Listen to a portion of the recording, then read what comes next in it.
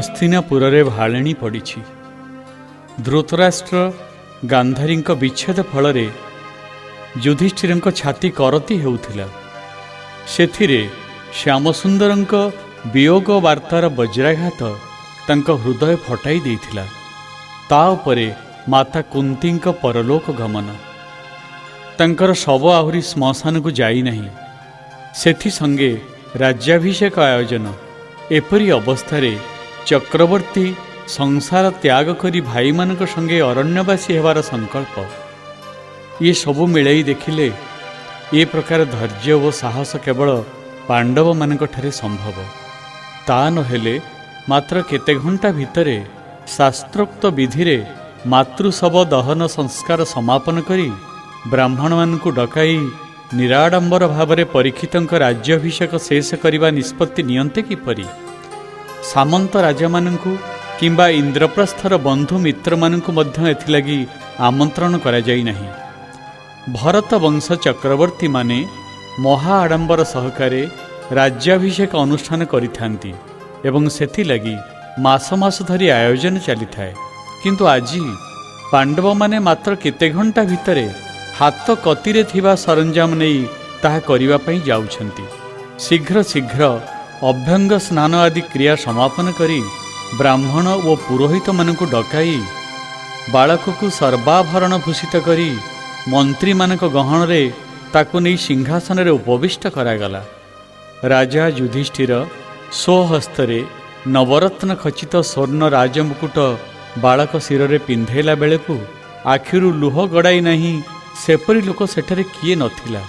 अतीतरे आनंदाश्रु और आशीर्वाद अक्षत अभिषेक रे धरुथिबा राज्यभार वर्तमान शोकाश्रु रे वहन करने को पड़िला। बालक महाराजा और युधिष्ठिर केते चेष्टा करी सुद्धा आखिर लुह रखि पारु नथिले। उभय एक समय रे भो भो करी कांदी उठिथिले। ताहा देखिबा लोकंक हृदय करती हो जाउथिला। विधिर विधान किए आन करिब? जे समय रे जहा जेपरी करिबार कथा ताहा प्रारब्ध कराई थाए।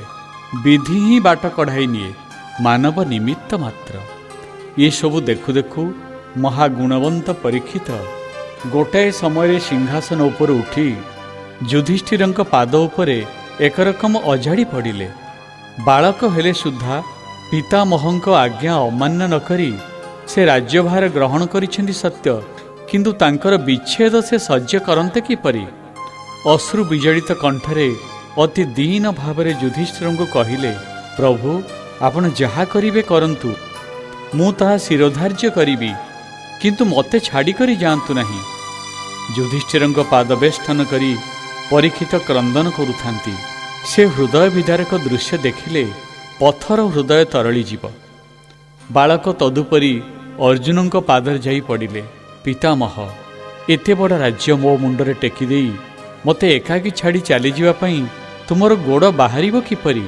मो अज्ञान अमायिक बालक, योग्यता विहीन, असमर्थ, महा महा मेधावी पराक्रमशाली वीर धीर शूर व्यक्ति माने शासन करी जाइथिबा एही पवित्र राज्य मो भली जणे अरक्ष अक्षम बालकर मुंड उपरे लदी देई तुमे अरण्य को चली जीवा न्यायसंगत नुहे। आउ किए हेले एही भार बहन करू, मते अरण्य को पठाई दियो। सुकुमार बालक नेत्रु उष्ण अश्रु बही जाउथाए। से पुणी कहिले, आनंदरे कंदमूलादि आहार करी पवित्र कर्मरे मोर समय मु सार्थक करंती। अन्यथा गुणवंत मंत्री मानक हाथरे ये राज्यभार समर्पण करी मते तुम सांगरे नहीं चल। अरण्य तुम मानक सेवा करी मु जीवन धन्य करिबी। एपरी भावरे प्रत्येक पितामहंक चरण तले पड़ी बालक काकुति करिबा जी देखिछि से नकांति रही पारि नहीं। बालकर करुण स्वर सेमानकर हृदय विचलित करुथिला। किए सेपरी पाषाण हृदय सेठरे थिला जे विकल न होई रही पारंता? संसार त्याग निमंते दृढ़ संकल्प धर्मराज बालकर आर्तिरे अंतर भीतर वेदना अनुभव करुथिले मध्य बाहर तार कौनसी लक्षण प्रकाश न करी धैर्य धरी बालक को निज कोड़े बसाई गभीर स्नेह भरे सांत्वना दे कहिले, बाबुरे तू एपरी दुर्बल हो पड़ा उचित नुहे। तू भरत वंशर भाग्यशाली संतान। सिंही गर्भरू छागल केबे जन्म हुए नहीं।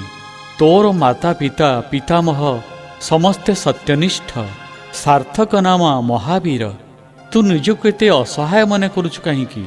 माता पिता पितामह तोर सबुकिछि एही पवित्रात्मा ब्राह्मण माने सेमानक संगे परामर्श करी प्रजा पालन करे, निज नाम सार्थक करे, आम पई दुख करना। धर्मराज केते कहिले हेले परीक्षित तांकर अली छाड़ी नथांती। पुणी कहिले, पितामह तुमर उक्तिर प्रत्युक्ति करिवा पई मु योग्य नुहे। जन्म कालरू पिता मुख मु देखि नाही। मोर पितृस्नेहर अभाव तुमे माने पूरण करी मते पालिल। मोर पिला बयस, ए बयस रे एते बड़ एक राज्यर भार मो मुंड को टेकीदबा कण न्याय? मते दुखरे बुड़ेई देई जिबा परिवर्ते मो गलारे छुरी लगे देई जिबा बरं भल। हाय रे विधि, मु तोर की अपकार करिछि? जदि करि थाए मोर पिता देह त्याग करिबा संगे संगे मातृगर्भरे ही मते न मारिलु काहींकि? मते कौन बंचाई रखिथिलु ए दुख भोग करिबा पई? एपरी नाना भावरे बालक निज भाग्य को निंदु थांती। अर्जुन तांकर पाटिरे हाथ रखी कपाल रे चुम्मा देई कहिले, छी छी, तू एपरी लुह संबल हेबा क्षत्रिय पक्षरे कलंक। आमर बाल्य बयसरे भी पितृवियोग घटिथिला। तपस्वी मानक जत्न रे आमे मनीष हेलु। नाना दुख कष्ट भोग करी शेषरे राज्याधिकार पाइलु। जेउ रक्षाकर्ता से बयसरू आमको पाली पोषी आज पर्यंत चलाई आसिछंती, से ही तते रक्षा करिवे। तू अधैर्य न होई एही मंत्री और ब्राह्मण मानक उपदेश अनुसार कार्य करिगले दिने तू सबकिछि बुझी पारिबु। अर्जुन को सांत्वना बाणी रे बालक संतुष्ट होई नथिले। अश्रुल अळी करी कहिले, पितामह मते असहाय अनाथ करी पांडव राज्य भली एक सिंह को मो भली एक छागल हाथ रे छाड़ी देई जिबा कण धर्म? आउ केतेटा वर्ष मते निज तत्वावधान रे रखी राज्य शासनर विधि विधान बताई जाइथिले मोर चिंता न थांता। पितांक अवर्तमान रे अंतत पितामह माने मो पाखरे अछंती बोली आनंद रे निश्चिंत मनरे मु काल कटै थांती। सेमाने मध्य जदि छाड़ी जिबे मोर गति कौन हेब? तुम मानक उपरे सबु आशा पुंजित करी मु रहिथिला बेले मते निराशारे बुड़ाई देई तुमे माने चली जाउछ। परीक्षित अर्जुन पाद जड़ाई धरी पड़ी थांती। अर्जुन तांकु कोलकु टेकी तांकर कमल नेत्रु मुक्ता भली गड़ी जाउथबा बिंदु बिंदु लुह आदर रे पोछि देउथांती। तथापि बालकर अमानिया लुहरे प्रवाहर बेग धरी आसुथाए। अर्जुन नेत्र भी शुष्क रही नथिला। जड़ित कंठरे ब्राह्मण मानकु संबोधन करी से कहिले, आपण माने एपरी ठिया होई कौन कांदुथिबे? परीक्षित को बुझाई सुझाई शांत करंतु। अर्जुन उक्ति रे ब्राह्मण माने मंत्री माने दुख संभाली न पारी कहिले, राजन, ए निष्पाप बालकर पदे पदे कथा आम हृदय रे छुंची फोड़िला परी होइछि। तार दुख आमे संभाली पारुनहु। आमे कौन करिबु बा कौन कहिबु? कुलगुरु कृपाचार्य उत्तरीय अश्रु पोछु पोछु सम्मुख को आसी कहिले, महाराज कौन आमे कहिबु? आमको किछि बुद्धि दिसु नाही। जेउ राज्य पई एते बड़ युद्ध घटिगला, जेउ राज्य पई लक्ष लक्ष लोक प्राण देले, ताहा आज आपण तृण भली तुच्छ मणि परित्याग करने बसिछंती। 100 कि 1000 आमे कहूनु, अंततः 50 वर्ष मध्य आपण राजत्व करिनाहंती। एहा देखि आम बुद्धि हजि जाउछि। काल किपरि गति करिब किए कहि परिब? महापुरुष मानक आचरणर अंतरार्थ बुझिबा बड़ कष्ट। आमे किछि कहि पारुनाहु। प्रभु आमको क्षमा कर। कुलगुरुंको उक्ति सुनी राजा युधिष्ठिर तांकु संबोधन करी कहिले, आचार्य भर, मोर समस्त कर्म कृष्ण आज्ञा अनुसार मु करुथिली एवं ताहा तांकर प्रीत्यार्थे अर्पण करुथिली। से जेपरि नचाउथिले मु सेहीपरि नाचुथिली। मोर हेउ कि मोर भाई मानकर हेउ स्वतंत्र व्यक्तित्व बोली कहार किछि नाही। आमर धर्म कर्म सबु सेही लीलामय भगवान को तिरोधान संगे शेष हो जाइछि। धर्मज थाई आउ कि प्रयोजन कली प्रवेश करिथिबा एही वसुधारे मु आउ एक मुहूर्त सुधा रही पारिबि नाही। आपण माने समस्ते एही बालकर दायित्व बहन करी से जेपरी राजधर्मरु भ्रष्ट न हुए सेथिलागी उचित शिक्षा दीक्षा ताकू देबे। धर्माचरण हेउ कि वंश परंपरा मर्यादा हेउ से जेपरी क्षुण्ण करी कूଳରେ कलंक न लगाए सेथिपई आपण माने सर्वदा सतर्क दृष्टि रखिथिबे। आजिठारु ए बालक आपण मानक संतान। एहा कही युधिष्ठिर परीक्षितंकु कृपाचार्यंक हाथरे समर्पण कला बेले तांक समेत उपस्थित समस्तंक रोदन रोलरे सभागृह कंपी उठिथिला। किछि समय परे युधिष्ठिर वज्रंकु डकाई आनी तांकु जणाइथिले जे सेही दिनरु भरत राज्यर चक्रवर्ती हेले परीक्षित। वज्र यथाविहित रीतिरे परीक्षितंकु राजचक्रवर्ती भावरे वंदना कले। सभारे उपस्थित मंत्री माने परीक्षितंकु राजोचित मर्यादा सहकारे आनुगत्य ज्ञापन करिथिले। तदुपरि युधिष्ठिर परीक्षितंक हातरे वज्रंक हाथ रखी परीक्षितंकु वज्रंक परिचय देबाकु जाई कहिले, परीक्षित ये किशोरर नाम वज्र, ये यदुवंशर शेष वंशरक्षक। मो एहाकु मथुरा सुरसेन खंडर राजा कली। युधिष्ठिर हीरक खचित सुवर्ण मुकुट वज्र मस्तकरे पिंधाई देले। सेमानकु उत्साह देई कहिले, तुमे दुई राजा परस्पर प्रति अखंड सद्भाव और मित्रता रक्षा करी यशस्वी हुआ। वज्रंकु कहिले से जेपरी परीक्षितंकु निज पितृव्य ज्ञान रे स्नेह सम्मान करती। परीक्षितंकु कहिले से वज्रंकु सेपरी भावरे देखंतु जेपरी वज्र अनिरुद्धंकु केबे मने पकाइबे नाही। पुणी उभयंकु उपदेश देइथिले जे सेमाने जेपरी धर्मभ्रष्ट न होई प्रजांकु निज संतान ज्ञान करी राज्य शासन करती। सेही समय रे पांडव माने उभयंक शिरे अक्षत पकाइथिले। ब्राह्मण माने मंत्रोच्चारण कले। मंगल वाद्य बाजिला। आखिर लुह पोछि पोछि परीक्षित ओ वज्र युधिष्ठिर ओ अन्य भाई मानंकु कुलगुरु ओ शिक्षागुरु मानंकु नमस्कार करिथिले। युधिष्ठिरंक व्यतीत अन्य चारिजण पितामह ସେହି कोमलवती ଅସୁରଳ ବାଳକମାନଙ୍କ ମୁହଁକୁ ଚାହିଁ ପାରି ନଥିଲେ। ସେମାନଙ୍କ ସନ୍ତପ୍ତ ଅନ୍ତର ଭିତରୁ କୋହ ଉଠୁଥିଲା। ଦୁହିଁଙ୍କୁ ଜଣେ ଜଣେ କରି ଆଲିଙ୍ଗନ କରି ସେମାନଙ୍କ କପାଳ ଚୁମ୍ବନ କରି ଧୈର୍ଯ୍ୟ ଧରିବା ପାଇଁ ସାନ୍ତ୍ୱନା ବାଣୀ ଶୁଣାଇ ପାଣ୍ଡବମାନେ ପିନ୍ଧିଥିବା ବସ୍ତ୍ର ମାତ୍ର ସମ୍ବଳ କରି ସେହି ସଭାଗୃହରୁ ସିଧା ଅରଣ୍ୟ ଉଦ୍ଦେଶ୍ୟରେ ଯାତ୍ରା କରିଥିଲେ। ସେହି ସମୟରେ ପୁରବାସୀ बंधुबांधव ओ अंतपुरर राणी माने ओ दासी माने उच्च स्वर रोदन करथिले। प्रजा माने युधिष्ठिरंक पादरे पड़ी सेमानकु छाड़ी न जीवा पई मिनती करथिले। सेमाने मध्य पांडव मानक संगे वनगमन करिया पई अनुमति भिक्षा करथिले। केते प्रजा युधिष्ठिरंक बारण न मानी पांडव मानक पछे पछे जीवाकु लागिले। पांडव माने काहा मुहकु चाहि नथिले कि काहार कथा शुणु नथिले। गम्य सेमानकर थिला श्रीकृष्णक चरणारविंद। अतएव रास्तार खाल ढीप कंटा कंकर प्रति भ्रुक्षेप न करी पछकु न चाही नीरवरे एक लक्ष्य दिव्यन्माद भली सेमाने बाट चलुथिले। पछरु दासी मानक संगे द्रौपदी स्वामी मानक नाम धरी डाकी डाकी पागलिनी प्राय दौड़ी आसुथांती। द्रौपदींक पछरे परीक्षित कांदी कांदी पितामह मानक नाम धरी डाकी डाकी शाही भितरे दौड़ी गला बेले दुखरे म्रियमाण नागरिक माने तांकु धरी रखिबाकु विफल चेष्टा करिथिले। शेषरे मंत्री माने निजे कांदी कांदी तांकु सांत्वना देई अनवरत कांदणारे निर्जीव प्राय अबुझाण बालकंकु काख करी राजभवनकु फेराई नेथिले।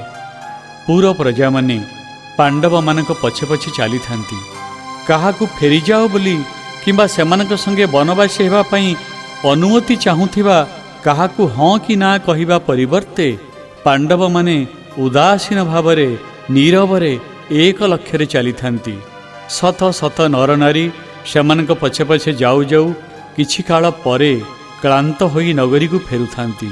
आउ केते जेते कष्ट हेले भी सेमानकु अनुसरण करी चली थांती।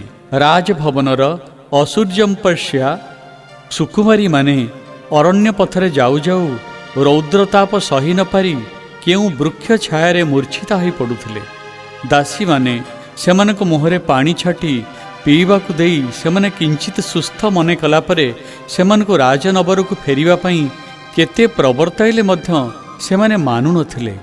पांडव मानक विच्छेद सेमानक पक्षरे असह्य हो उठिथिला। सेमाने पुणी स्खलित पदरे संकीर्ण वनपथरे पाद बढ़ाइथिले, किंतु अनभ्यस्त चरणरे केते बाट बा जाते। परिशेषरे भग्न मनरे सेमाने फेरी आसिथिले। हजार हजार लोकंक पादपातरे रास्तार धूली उपरकु उठी आकाशको मेघ भली ढांकीथिला। केही केही ताहा धर्मजंक पादधूली बोली मस्तकरे धारण करी आउ आगकु न जाई सेइठारु प्रत्यावर्तन करिथिले। क्षिप्र पदरे पांडव माने चली जाउथांती। दूर से मैंने अदृश्य होला पर्यंत चाहि रही केते लोक गभीर नैराश्य घरकू फेरुथिले। पांडव माने महाप्रस्थान करिथिले। तार अर्थ अन्न जल स्पर्श न करी विश्राम न नहीं उत्तर दिगक मुह करी चली चली जीवा। क्लांत देह मार्गरे ढली पड़ा पर्यंत आग पछ किंबा पार्श्वक न चाही पांडव माने मुंड पोति चली। सेमानक आखिरे थिला कृष्णଙ୍କ चित्र। मनरे कृष्णଙ୍କ लीलार स्मृति, हृदय कृष्णरस आस्वादनर आनंद, अन्य कौनसी चिंता पई सेमानक मनरे स्थान नथिला। केते दूर पछे पछे जाई द्रौपदी क्लांत होई पड़िथिले। पंचपति तांकू आखि टेकी चाही नाहंती किंबा तांकर करुण मिनती कानरे पड़िथिले मध्य मुह फेराई देखि नाहंती। साध्वी शिरोमणि द्रौपदी स्वामी मानक कठोर व्रत लक्ष्य करी हृदबोध करि पारिथिले जे ये देहरे सेमानक संगे तांकर संपर्क संपूर्ण छिन्न होई जाइछि। अन्न जलहीन द्रौपदींक अवसन्न शरीर श्यामसुंदरंकु स्मरण करी सेही रास्ता कड़े ढली पड़िला। तांकर कृष्ण प्राप्ति घटिला। व्रताचारी पांडव माने गहन अरण्य भितरे जाऊ जाऊ जहार अंतिम काल जेउठी आसन्न हेला सेठारे ढली पड़ी सेमानकर आत्मा परमात्मा श्रीकृष्ण ठारे लीन हेला। सेमानकर माटीर देह माटीरे मिशीगला। अमृतमय कृष्ण नाम स्मरण करी सेमाने अमृतत्व प्राप्त होइथिले। न्यायपरायण धर्मपरायण प्रजावत्सल महाराजा परीक्षित भरतवंश सिंहासन अलंकृत करी प्रजा पालन करुथांती। कौनसी कार्य करने जीवा पूर्वरु प्रथमे श्रीकृष्ण ओ तांकर पितामह मानंकु स्मरण करी से मने मने नमस्कार करुथले। तांकर प्रत्येक कार्य जेपरि न्याय मार्गरे परिचालित हुए सेथिलागि प्रभात ओ संध्यारे से प्रार्थना जनाउथले। प्रजा तांकर हृदय ओ से सेमानंकर शरीर बोली भाबुथिले। तांकर राजत्वरे अन्याय अनाचार अकर्म चौर्य भय नथिला बोली से ख्याति अर्जन करिथिले। कौनसी स्थान रे सेपरि किछि सामान्य भावरे घटिला बोली शुणिबा संगे संगे परीक्षित तार कठोर शास्ति विधान करुथिले एवं सेपरि आउ भविष्यत रे जेपरि न घटे सेथिलागि आवश्यकीय निवारण व्यवस्था ग्रहण करुथिले। धर्मधारारे राज्य शासित हेउथिबारु यथा समय रे वर्षा हेउथिला, भूमि शस्यशालिनी हेउथिला एवं प्रजा माने सुख शांति समृद्धि रे भयहीन जीवन आनंदरे अतिबाहित करुथिले। एही रीतिरे परीक्षित राज्य परिपालन करुथबा कालरे उपयुक्त बयसरे उपनीत हेबा देखि मंत्री माने कुलगुरु माने ओ शास्त्रविद पंडित माने अनुकूल अवसर खोजी तांक निकटरे तांकर विवाह प्रस्ताव उत्थापन करिथिले। परीक्षितंक सम्मति लाभ करी सेमाने तांकर मातुल उत्तरंक पाखकु घटक ब्राह्मण प्रेरण कले। उत्तर खूब आनंदित हेले एवं विवाह प्रस्ताव प्रति तांकर अंगीकार लिखित भाव में ज्ञापन करथिले। उभय पक्षर सम्मति लाभ करी उद्योक्ता माने शुभलग्न स्थिर कले एवं महा आडंबर सहकारे पवित्र भाव में परीक्षितंक संगे उत्तर कन्या इरावतींक विवाह पाणिग्रहण समापन करथिले। महाराणी इरावती थिले साध्वी शिरोमणि, सर्वसुलक्षणा ओ पतिपरायण। प्रजांक दुख कष्ट कथा शुणिले तांको लागे से जेपरी ताहा निजे अनुभव करुछंती। पुरस्त्री मानक अभाव असुविधा व्यक्तिगत भाव में हृदयंगम करी स्वामी को जणाई ताहा निराकरण करिवार प्रयास से करिथांती। स्त्री मानकु सत्शिला संपर्क रे से उपदेश देउथिले। केवल नुहे सेमानकर आचरण शुद्धि और चरित्रवत्ता जेपरी अक्षुण्ण रहे सेथि सकाशे उपयुक्त व्यवस्था मध्य ग्रहण करुथिले। तांकर अतिथि परायणता गोटिए उपाख्यान रे परिणत हेतिला। रिक्त हस्तरे तांक पाखरु किए केबे फेरी जाउ नथिला। सी थिले निरहंकार और सहनशीला। गृहलक्ष्मी इरावती को लोके साक्षात अन्नपूर्णा माने करुथिले। एही पुण्य दंपति परिपालना फल राज्यर प्रति गृहरे शांति विराजित थिला। नाना जागयज्ञ अनुष्ठान और सर्वदेवता पूजा विधान करी परीक्षित सर्वदा प्रजांक भितरे भगवत विश्वास दृढ़रू दृढ़तर करिवार प्रयास करुथिले। वनांचलर आश्रम मानंकरे तपोनिधि और ऋषिपुंगव मानंकर तपस्या जेपरी कौनसी प्रकार बाधाविघ्न न घटे सेथिलागी उचित व्यवस्था ग्रहण कला बेले प्रत्येक पदक्षेप से निजे पर्यवेक्षण करुथिले एवं उपयुक्त लोकों द्वारा से कार्यनिर्वाह कराउथिले। एही रीतिरे ईश्वर पार्वती भली भरत राज्य परिपालन करुथिला बेले इरावती अंतसत्त्वा हेबा संवाद स्त्री मानक मुहरे मुहरे राज्य सारा प्रचार हो गला। ये शुभ संवाद सुनिबा परे प्रजा माने आनंदरे उच्छल हो उठिले। तांकर चक्रवर्ती सर्वसद्गुण संपन्न धर्मनिष्ठा गरिष्ठ और पूर्णायुष एक दिव्य सुंदर पुत्र लाभ करंतु बोली प्रति गृहरे प्रतिदिन गृहस्थ माने प्रार्थना करिथिले। से कालरे राजानुराग एपरी प्रगाढ़ थिला।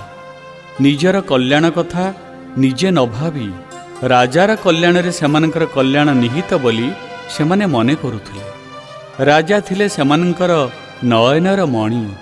तांक प्रति प्रजामानकर विश्वास और प्रेम निजे देखी और से विषय लोक मुखरू शुणी परीक्षित अहंकार करुनथुले।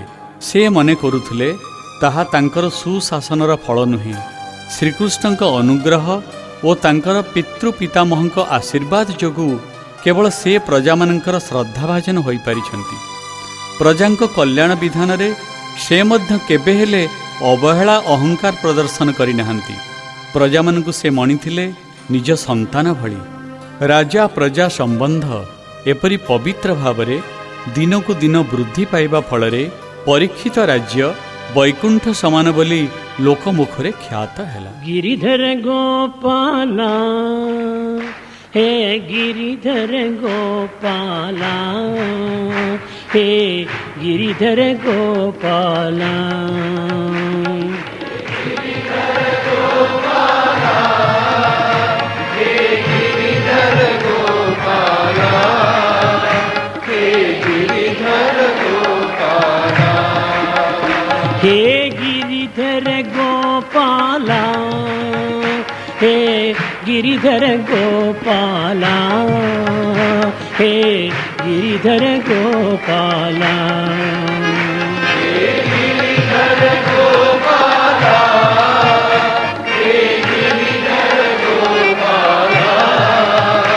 हे गिरिधर गोपाला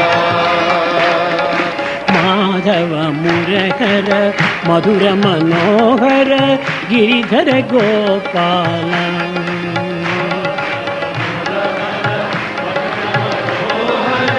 गिरिधर गोपाला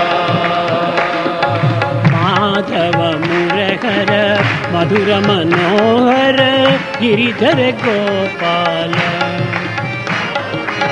माधव मुरहर मधुर मनोहर हे गिरिधर गोपाला हे गिरिधर गोपाला हे गिरिधर गोपाला हे गिरिधर गोपाला हे गिरिधर गोपाला हे गिरिधर गोपाला हे गिरिधर गोपाला हे गिरिधर गोपाला हे गिरिधर